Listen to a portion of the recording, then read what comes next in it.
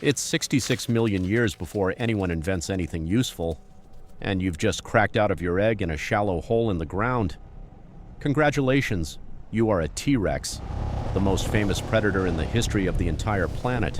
And right now you are the size of a turkey. A fluffy, feathery, confused little turkey with tiny arms and absolutely zero survival skills. Yes, feathers. Nobody told you about the feathers, did they? The most terrifying creature to ever walk the earth came out of the egg looking like a very angry baby bird that skipped leg day.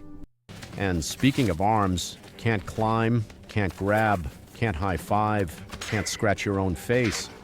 You have arms the way a participation trophy has value. Technically they're achieving nothing.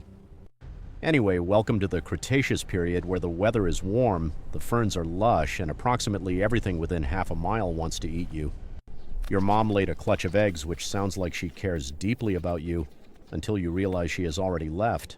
And her parenting strategy was essentially throw some eggs in a hole and see what survives. You are the apex predator of the entire Mesozoic era, and you have a 50% chance of not making it to your second birthday. So here is the game plan for the next few weeks. Hide, scavenge, eat insects and small lizards like a prehistoric goblin, and absolutely do not let Gary the raptor see you. Gary has been watching you for 2 days from behind that fern. Gary has made some very concerning decisions in his life. Then something happens, something glorious. You hit your teenage years, and you start growing. Not normal growing, ridiculous, irresponsible growing. Between ages 14 and 18, you gain about 6 pounds every single day. Every single day. By 18, you are 30 feet of increasingly terrifying dinosaur, and those little baby knife teeth have been replaced by 60 banana-sized serrated teeth that can bite through solid bone like it is slightly stale bread. Gary has moved to a different valley. Gary made the right call. Now you do not chase anything. You walk. You simply walk toward whatever you feel like eating, and whatever you feel like eating has a brief existential crisis, and then gets eaten. Your bite force is 8,000 pounds per square inch, the strongest bite force of any land animal that has ever existed before or after you. The Triceratops population in your territory has started holding emergency town hall meetings about you. You have become the thing that keeps other things up at night, and now comes the part nobody warned you about. Mating. Here is the fun part.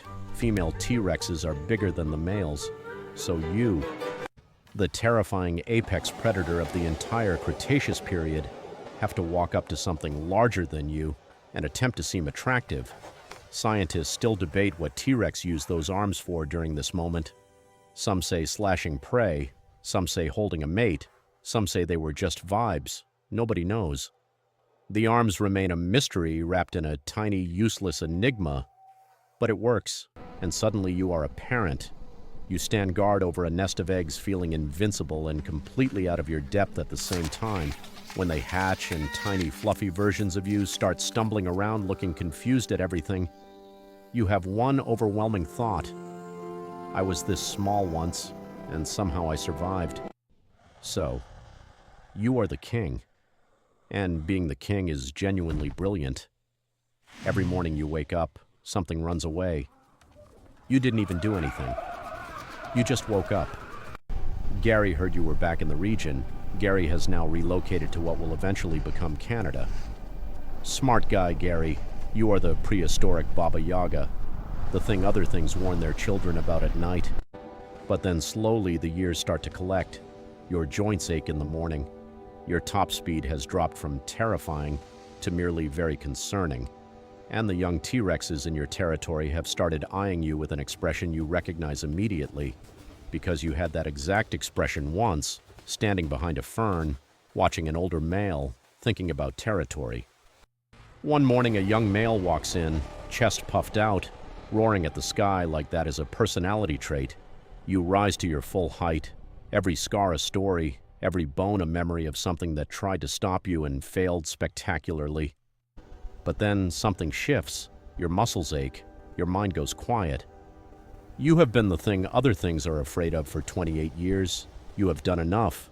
You lower your head, you turn, and you walk into the tree line, And from somewhere deep in the trees, something that sounds like the world's most exhausted sigh rumbles back, and then silence.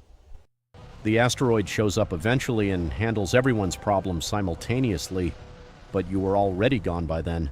You were the king. You did the thing. And honestly, the arms were fine. Everybody needs to stop talking about the arms. They were fine.